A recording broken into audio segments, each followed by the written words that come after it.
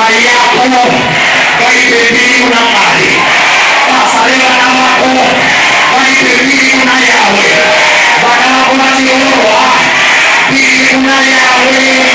Cheki ya siku mbingu na Yawe.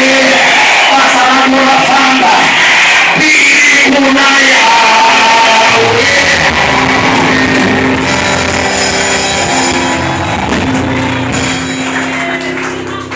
All this is happening because of the power of the Holy Ghost.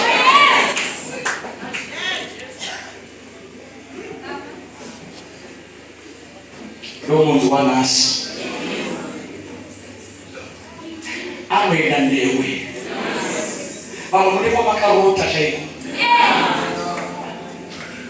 na sitoenda kuopeza